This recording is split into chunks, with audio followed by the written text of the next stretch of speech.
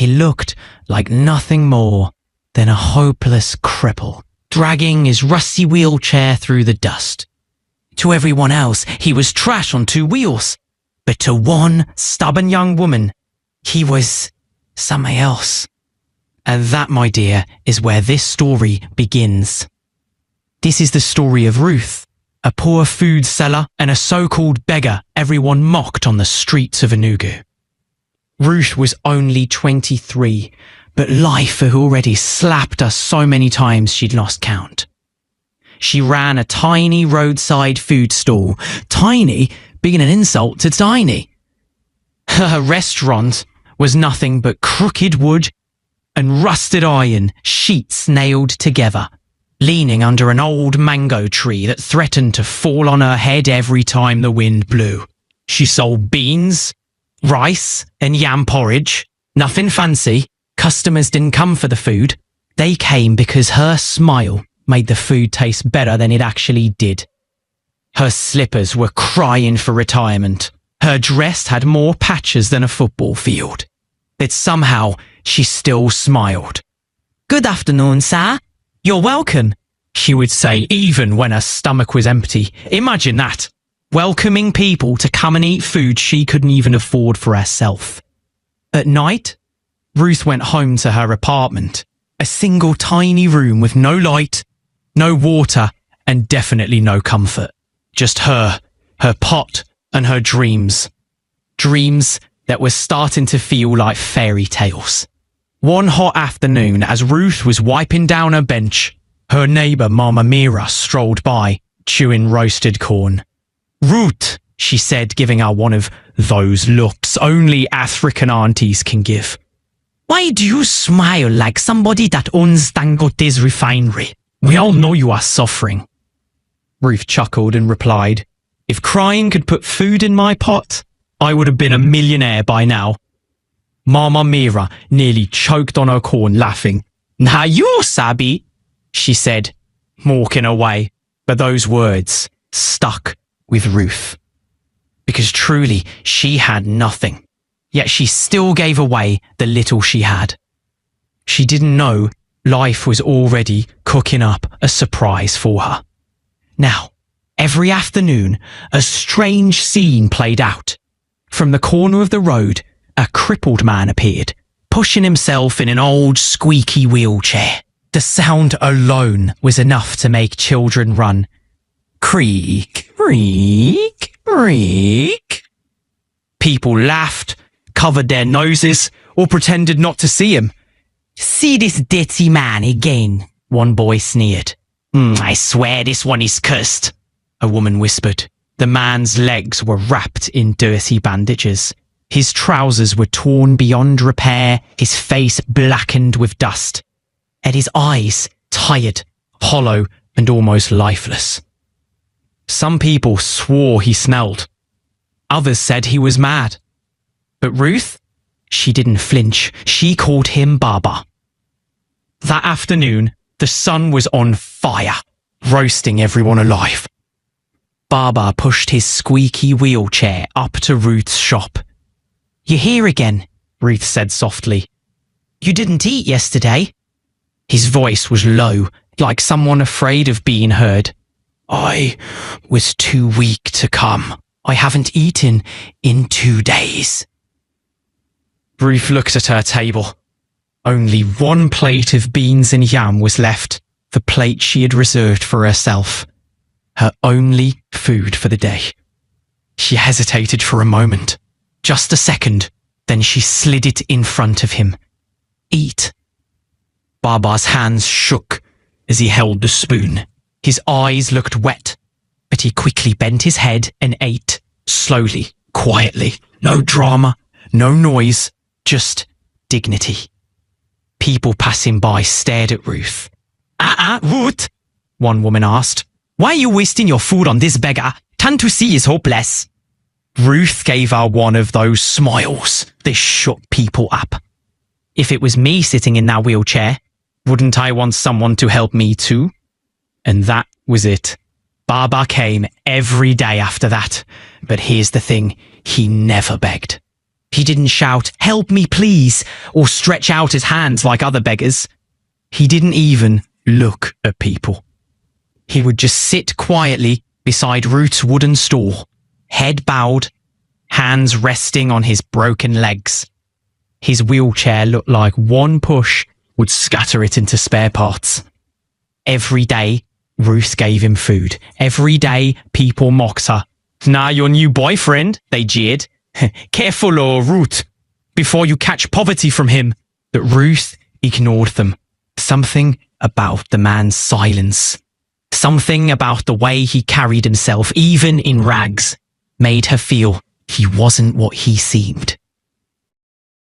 But Ruth waved away the thought, as the thought of one of the Baba Sam's wheels leaned sideways like it was about to retire. Honestly, that wheelchair looked like it had been begging longer than he had. People passing by pretended not to see him, because in their eyes, he was nothing but a piece of furniture on the street. But Ruth, that one had a heart softer than fresh bread. Every day, she made sure Baba Sam ate. Sometimes it was beans, sometimes yam porridge, sometimes rice. And she didn't just drop it like charity. No, she gave it with the kind of smile that could confuse even hunger itself. It was a hot afternoon in Enugu. Ruth had just finished serving 2 noisy schoolboys who argued over who got the bigger piece of meat when she lifted her head. And there he was, Baba Sam, sitting in his usual spot like a broken statue, his bandaged legs sticking out, his shirt hanging on him like it had survived 10 world wars. But despite his condition, he just sat there, quiet, calm, not begging, not complaining. Ruth sighed and scooped fresh hot jollof rice onto a plate. She even sacrificed 2 small pieces of meat, which, honestly, were the kind of luxury she herself rarely tasted. Walking over, she knelt slightly. "Baba Sam," she said softly, "your food is ready." He looked up slowly. His eyes were tired, drained, but the moment they landed on her, something melted. "You always remember me," he whispered. Ruth smiled. "Even if the whole world forgets you, I won't." He blinked hard, like someone fighting tears, then bent to eat quietly. Just then, a black car rolled to a stop right in front of her stall. Not the kind of keke or taxi they were used to. No, this one was the type of car that could blind you with its shine if the sun touched it. The door opened, and out stepped a tall man in a crisp white shirt tucked into dark trousers. His shoes? You could use them as mirrors. Everything about him screamed money and class. Ruth quickly wiped her hands on her apron and stood straight. "Good afternoon, sir," he replied without looking at her. His eyes were locked, completely glued on Baba Sam. Now here's the funny thing. Baba Sam kept eating, but Ruth noticed he had stopped chewing. His spoon was frozen mid-air. The rich man tilted his head, studying Baba Sam like someone trying to remember an old song. His eyes narrowed, then softened, then narrowed again. It was as if his brain was saying, "I know this man, but from where?" Finally, he turned to Ruth. "Please give me 1 plate of jollof rice. Add meat." "Yes, sir." Ruth rushed back to her table and quickly dished the food. She handed it over with her usual smile. But as the man collected the plate, his eyes flicked back to Baba Sam again. This time, there was something in them. Hesitation, maybe recognition, maybe shock. He didn't say a word, though. He just opened his car door, slid in, and drove away, leaving a cloud of dust and questions. The next morning, Ruth was up early as always. She swept the dusty front of her stall, arranged her stools, and cleaned her rickety table. Her pot of beans was already bubbling on the fire, the smell floating down the street. But in her heart, she was waiting for one sound, the creak of a rusty wheel. Any moment now, she whispered to herself, eyes on the road. Baba Sam will roll in. She waited and waited and waited. By noon, her stomach wasn't the only thing twisting. Her chest was beating fast. She walked to the side of the road, scanning both ends. No wheelchair, no bandaged legs, no Baba Sam. Worried, she hurried to the next stall. Mama Agata, did you see Baba Sam today? The vegetable seller laughed, waving her hand like Ruth just told a bad joke. That old man? Maybe he crawled to another street. You know he doesn't have legs. But Ruth didn't laugh. She walked to two sachet water boys shouting, "Pure water, cold pure water," and asked, "Have you seen the old man in a wheelchair today?" They shook their heads, chewing their gum like it wasn't her business. Even the Okada man parked nearby was no help. "Bros, did you see Baba Sam this morning?" she asked. He spat on the ground. Maybe he's tired of sitting in one place. Or maybe he's gone for good. Ruth's chest tightened. The world around her felt suddenly empty, like someone had pulled a chair out from under her heart. Where was Baba Sam, and why did she feel like his disappearance had something to do with the man in the white shirt? For 4 days straight, Ruth's eyes refused to leave that one spot, the dusty corner by her stall where Baba Sam's wobbly wheelchair always parked. That empty space felt louder than a church bell. Customers came, ate her food, even praised her jollof rice. But Ruth's smile had gone missing. The boys buying sachet water noticed. "Auntie Ruth, why your face be like this? Did somebody steal your pepper?" one of them teased. Ruth forced a smile that could barely survive 2 seconds. Her appetite had disappeared. The same jollof rice she used to cook with so much joy now smelled like medicine. Every plate she served carried her sadness with it. At night, in her tiny room behind the shop, she sat staring at the last plate Baba Sam had used. She turned it over in her hand like it would speak if she stared long enough. "Baba Sam never misses a day," she whispered. "Even when it rains, he still drags that old wheelchair here. Even when he's coughing his lungs out. So why now? Where is he?" She pushed open her small wooden window and leaned on the sill. The street was dark and quiet.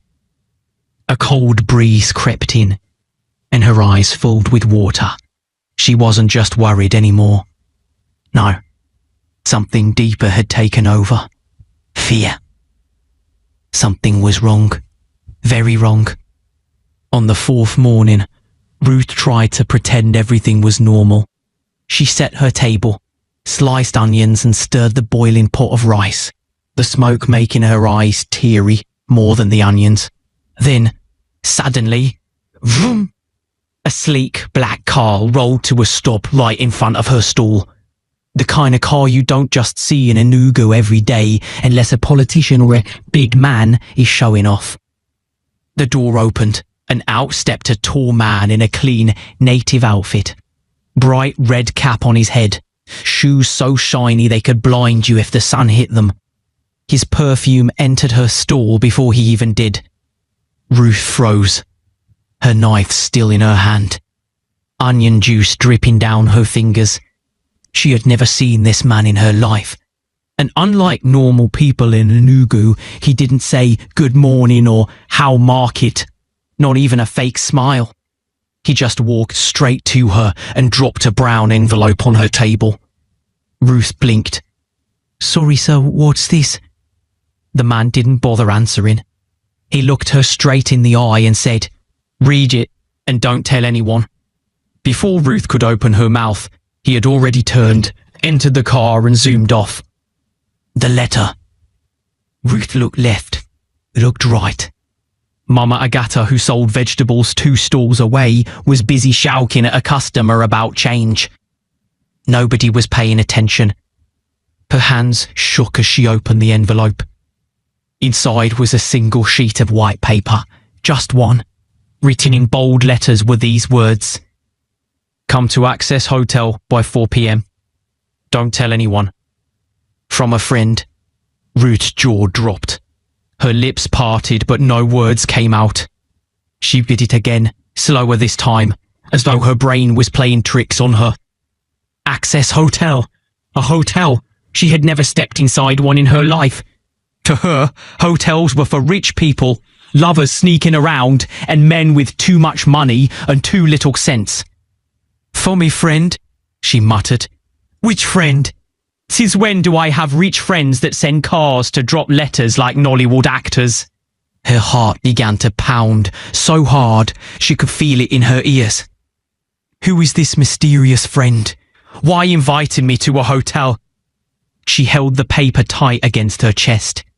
The sky above was cloudy, but her decision was clear. She had to go. By 3:30 p.m., Ruth was standing outside her stall, staring at the old padlock in her hand.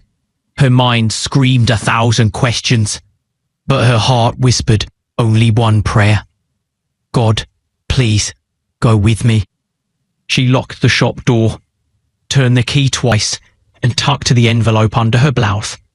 With shaky legs, she waved down the tricycle. The keke driver slowed, side-eyeing her. Where you dig all, madame? Ruth swallowed hard. Her voice was low, but steady. Access Hotel. The driver raised an eyebrow but shrugged.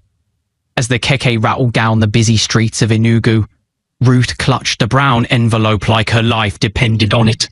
Her palms were sweaty. Her thoughts were restless. Every bump on the road jolted her heart harder. Was she walking into danger? Or what? Ruth held the letter tight in her hand, as if it might disappear any moment. She didn't know who sent it. She didn't know why it carried her name. But deep inside she knew today wasn't going to be an ordinary day. The keke stopped in front of the biggest hotel she had ever seen in Enugu. Ruth stepped out slowly, her mouth half open. The building was so tall she almost broke her neck trying to look at the top. The glass windows shone like mirrors, the walls so clean you'd think they hired angels to scrub them. The front doors were massive, like the kind you see in movies where rich people walk in slow motion. Ruth swallowed. No hotel be this or palace? 2 security men stood by the gate. One of them wore dark glasses even though the sun was hiding behind the clouds. He looked straight at Ruth like he was scanning her life history. Good afternoon, madam, he said in a deep voice. Who exactly are you here to see? Ruth's legs wobbled. She opened her mouth, but the words came out scattered. I got this letter, she stammered, holding out the folded paper like it was an exam script. It says I should come here. My name is Ruth. The guard collected the letter and scanned it. For a second, his face was blank. Then he suddenly smiled. Oh, Ruth, you're expected. Someone has been waiting for you inside. Expected? Ruth blinked. Who in this entire Enugu would be waiting for her? Before she could ask more questions, the shiny glass door opened and a man in a black suit stepped out. He didn't greet, didn't smile, just said, "Follow me." No explanation, no gist, just follow. Ruth wanted to protest, but her feet betrayed her and carried her forward. She followed him through a long, shiny hallway that smelled of expensive perfume. The tiles were so clean she could see her reflection, and for a brief moment she thought, so this is how my enemies will know I've arrived. Finally, the man in black stopped at a huge brown door. He turned to her. Someone is waiting for you inside. You're safe. Go in. Safe? That word made Ruth's stomach turn. Anytime someone tells you, don't worry, you're safe, just know you're about to enter trouble. She took a deep breath, wiped her sweaty palms on her skirt, and pushed the door open. What she saw froze her on the spot. Sitting in the middle of the room was Baba, the same Baba that used to sit beside her shop in torn clothes, begging for food. But this wasn't the Baba she knew. His hair was neatly cut, his skin fresh like he'd just been dipped in honey. He wore a spotless white shirt with gold buttons, a shiny wristwatch on his wrist. Even his wheelchair was different, no longer rusty and squeaky, but polished, almost royal. Ruth's jaw dropped, her hands began to shake. "Baba?" she whispered, holding her chest. The man smiled at her slowly. "Ruth," he said, in a calm, almost powerful voice. "Come closer." Ruth blinked twice, thinking maybe the hotel air was confusing her brain. "Abba, is this really you? Or am I inside one Nigerian movie?" He chuckled softly. "It's me, Ruth. Sit down." Ruth dragged herself to the chair opposite him, still staring like she had seen a ghost. Then the man leaned forward, his voice softened. "My name is not Baba. That was only what you knew me as. My real name is Chief Kenneth." Ruth nearly choked on her own saliva. "Chief what?" "Chief Kenneth," he repeated calmly. "I am not a poor man. I am a billionaire." Ruth blinked so hard her eyelids almost refused to open. She slapped her thighs and laughed bitterly. "Baba, sorry, Chief Kenneth, Abi. So all this while, you were forming poverty beside my shop, stretching hand for 50 naira. Meanwhile, you own billions? Chai, if I had known, I would have been polishing your wheelchair for free." He smiled, but his eyes looked serious now. "Yes, Ruth.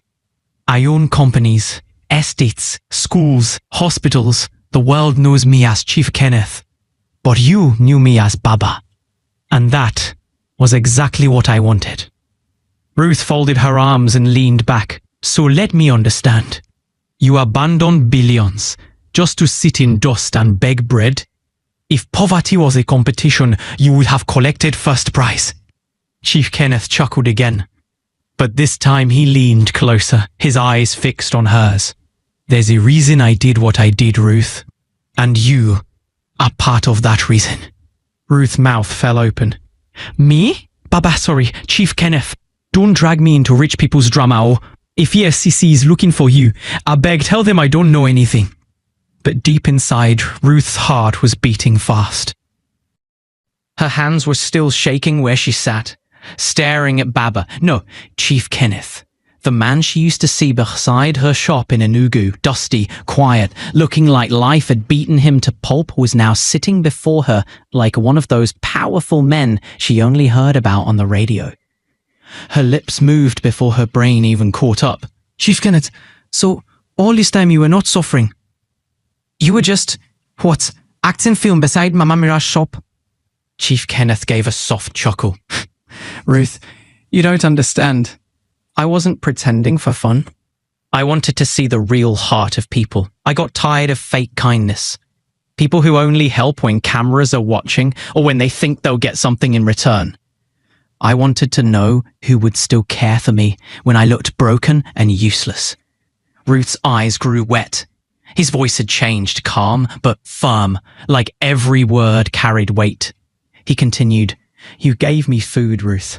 You gave it with joy. You never mocked me. You never asked for anything. We didn't turn away, even when others laughed at me. That is why you are here." Ruth's throat felt tight. She remembered clearly the way people used to hiss at Baba whenever he rolled by in that squeaky wheelchair. Some would even whisper, "Na jazdi warriam." But she never cared. She always gave him bread or soup when she could, because, well, it just felt right. Chief Kenneth leaned back. "Every year, I secretly pick 10 people who show true kindness without expecting anything. Then I change their lives. I make them millionaires. Because people like you, good-hearted people, can multiply kindness if given the chance." Ruth blinked. Her head felt like it was spinning. "Millionaire? Me? A beggar. Hope this is not one of those Yahoo Boys tricks Mama Mira keeps shouting about." Before she could even laugh off the thought, Chief Kenneth placed both hands on the arms of his wheelchair. Ruth leaned forward unconsciously. Then, slowly, he stood up. Ruth's eyes nearly jumped out of their sockets. Her jaw dropped so low it could sweep the floor. "What, Baba? You mean you can stand? You can walk?" He nodded with a calm smile. "Yes, Ruth, I can walk." Ruth leaned back so hard her chair almost tipped. "Oh, all those times I was pushing you mismo with pity. I didn't know I was escorting a billionaire with strong legs." "Baba, sorry, Chief Kenneth, so why all this drama with the wheelchair?" He looked into her eyes and said softly, "Because I wanted to know who would still care for me when I looked helpless. It was never about the wheelchair. It was about the heart." Ruth's lips trembled. Her eyes filled with tears. I didn't help you because I thought you'd give me anything," she whispered. "I didn't know you were rich. I just felt it was the right thing to do." Chief Kenneth smiled and walked closer to her. "And that, Ruth, is exactly why you are the one sitting here today." He stood quietly for a moment, watching her with kind but sharp eyes. Then he said in a gentle voice, "Ruth, there's something I want to show you. Come with me." Ruth sniffed, wiping her eyes. "Show me? Where?" He gave a mysterious smile. "It's part of your reward. People with a heart like yours deserve more than just words. You deserve proof." Ruth's heart skipped. "Proof? Reward?" She stood slowly, her legs weak. "All right, let's go."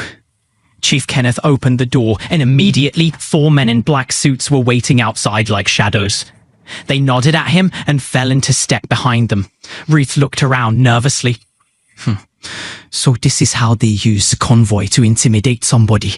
If Mama Mira sees me now, she'll faint and wake up twice.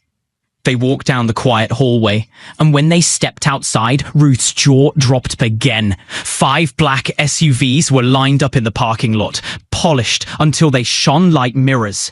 Each car had a giant man in a suit standing beside it, hands clasped in front, dark shades covering their eyes like FBI agents in Nigerian film. "Chai," Ruth whispered under her breath. "So this is what real money looks like. Even the dust in Enugu fears these cars." Chief Kenneth walked straight to the first SUV. One of the men rushed forward, opened the door with precision. He turned back and smiled gently at Ruth. "Come in." Ruth hesitated for a second, then took a deep breath and slid into the car. The leather seat swallowed her whole. It was softer than a mattress at home. As soon as the door shut, the other SUVs roared to life. The convoy moved out of the hotel like a scene from an action movie. Heads turned, pedestrians stopped. Even KK drivers slowed down to stare. Ruth sat quietly, her heart hammering in her chest. She glanced at Chief Kenneth beside her, calm as if nothing special was happening. Her eyes darted back to the window.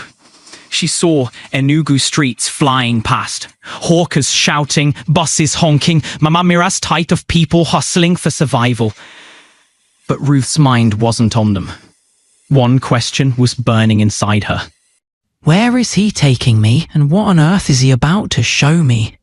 After about 40 minutes of Ruth's heart bouncing up and down like generator sound, the convoy finally slowed down. They turned into a wide, quiet road that looked like another world entirely. This wasn't the Enugu Ruth knew. The Enugu she knew had potholes deep enough to swallow a keke. But here, the streets looked like they were freshly ironed.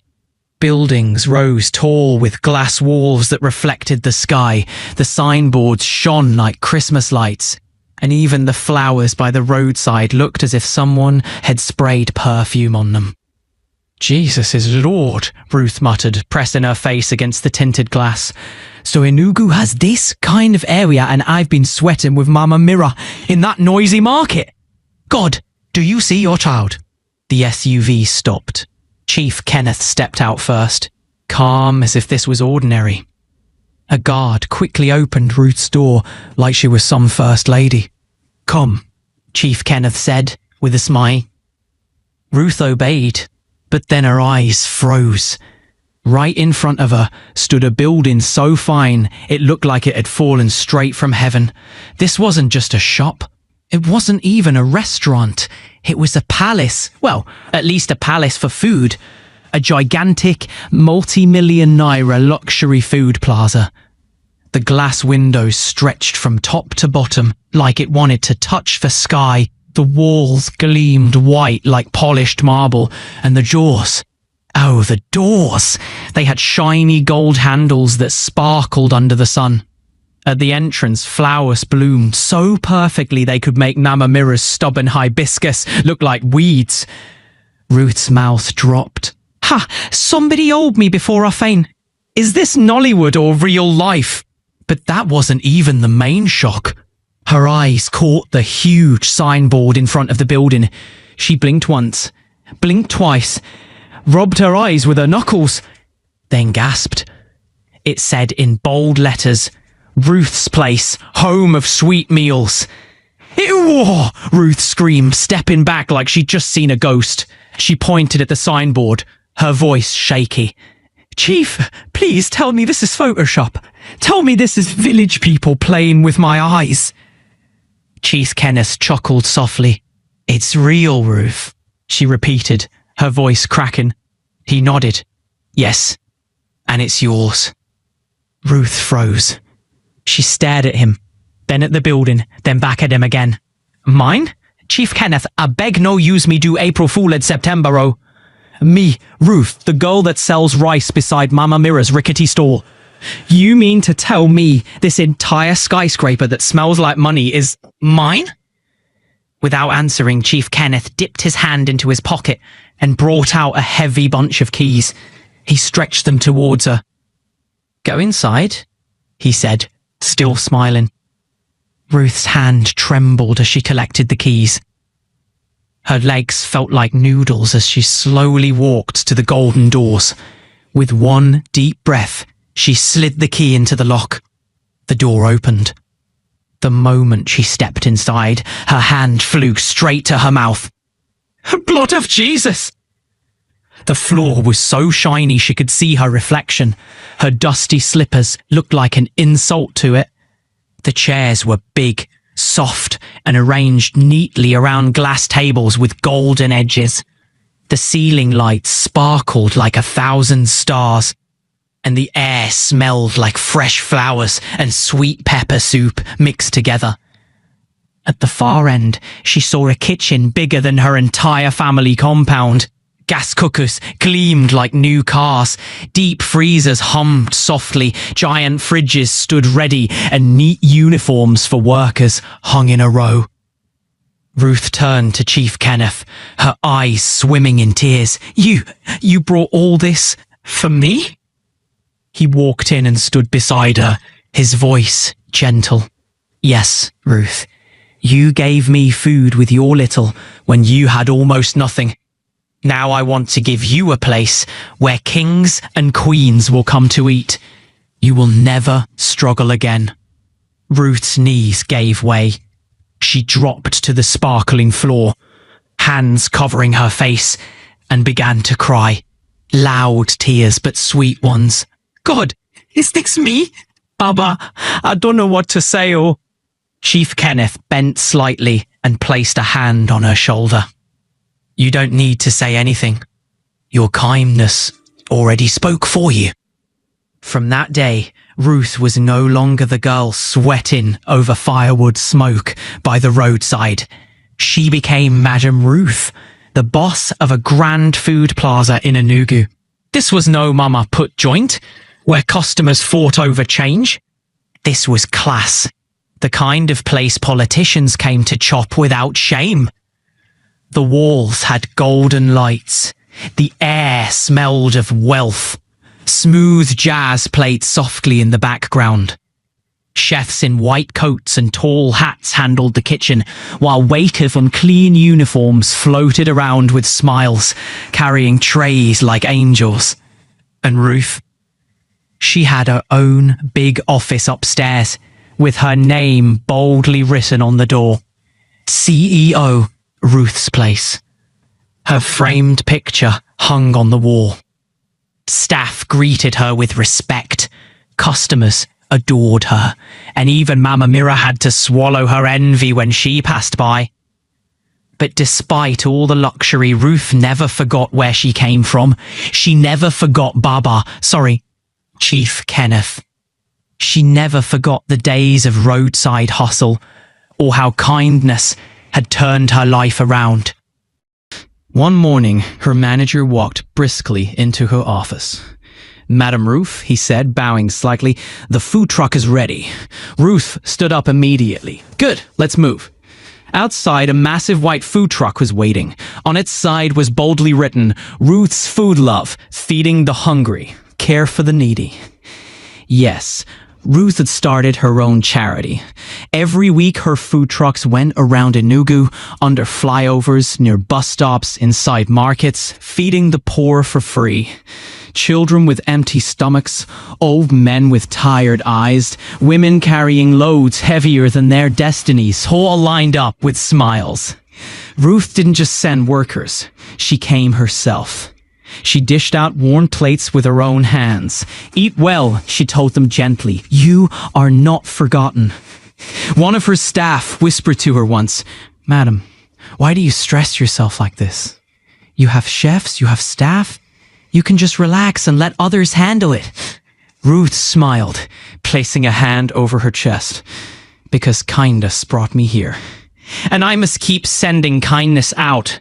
The worker simply nodded, like someone who had seen this miracle 100 times, but still didn't know how to explain it. And as Ruth stood there, watching the hungry people eat and laugh like it was Christmas morning, the sun broke through the clouds and fell gently on her face. She looked up at the sky, her lips trembling. "Chief Kenneth," she whispered softly, "you turned my tears into something else. Thank you." But she didn't stay there long. Ruth wasn't the type to stand around waiting for people to clap for her. She turned around, dusted her hands like she had just finished frying a cara, walked back to the van and jumped inside. The engine roared, and she drove off to the next street where more hungry mouths were waiting. Her life had changed, oh yes, completely flipped upside down like Mama Mira's frying pan when soup burns. From a girl who once counted coins before buying bread to a woman driving with a convoy behind her like the governor of Enugu. But funny enough, her heart, still the same. She still saw herself as that simple Ruth who gave a plate of food to a stranger without asking for anything in return. But Chief Kenneth didn't just change her life, he opened her eyes. Ruth realized one person's kindness could spark a wildfire. She didn't want her blessing to stop with her, no. So instead of buying 20 lace wrappers or walking around town shouting, "I have arrived, all!" Ruth started something bigger. She built a foundation. Yes, you heard right. The Ruth Foundation for Hope. Her mission? Simple. Feed the poor, help the struggling, and give people a chance to rise, just the way Chief Kenneth gave her. Soon, the name Ruth spread across Enugu like suya smoke on a Friday night. The girl people once ignored in the market became a symbol of hope. Trucks carrying bags of rice, beans, and gari drove out under her name. She built small community kitchens where anyone could come, eat, and leave without shame. She sponsored young children to school, gave widows seed money to start businesses, and even built water boreholes in villages where people once trekked kilometers to fetch water. Of course, some people started gossiping. You know Nigerians and gist. This Ruth, who knows where she got all this money from? Another one would hiss, "I beg, maybe she's doing Yahoo." But Ruth never wasted her time replying. She would laugh and say, "If kindness is Yahoo, then let's scam poverty together." Even the old mechanic, the old man who once thought life had passed him by, sat one evening at Mama Mira's shop, sipping palm wine with tears. Who would have thought that the girl who once borrowed pepper from Mama Mira would be the one feeding the whole Enugu? And Mama Mira? She just shook her head, smiling proudly. "I told you people, That girl's heart was pure gold. You all laughed at her before, but see her now, listing lives. Ruth didn't just become rich, she became a lifeline. She didn't just buy cars and houses, she built bridges of hope. Her story became the kind you tell your children at night, with a warning. Always help people, even when nobody is watching. You never know if that hungry man you gave food to is really Chief Kenneth in disguise. And so, in Enugu, her name lived not just on billboards or television, but in the stomachs of the fed, in the laughter of children, and in the prayers of widows who once had nothing. Because Ruth had learned the secret. Wealth is sweeter when it spreads. Hello, viewers. What do you think about Ruth's journey? From a simple girl with nothing to a woman whose kindness lifted an entire city? Remember, besties, true wealth isn't what you keep in your pocket. It's what you pour into others. Don't wait for the crowd. Don't wait for cameras. Help because it's the right thing to do. Drop your thoughts in the comments. Share in your own language. And tell me, if you were in Ruth's shoes, what would you do first? Until next time, stay kind, stay real, and never forget, blessings multiply when shared.